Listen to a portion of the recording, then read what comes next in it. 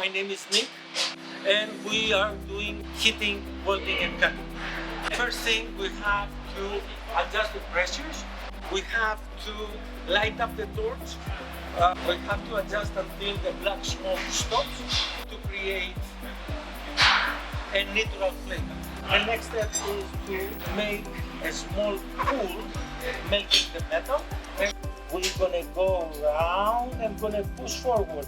We're gonna round and gonna push forward until we finish up the straight line that we started. Okay, now I would like for you to do the same thing as I did. Handle, that's it. Support. Slowly, slowly, slowly. You have to see the melt liquid and then you're going to push it. Not yet. Steady there.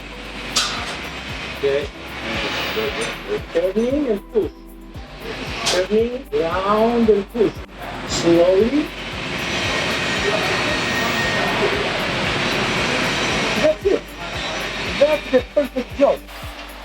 We are happy because our students got involved with fusion and small welding tips. If you need more information about our program, let us help you. Thank you.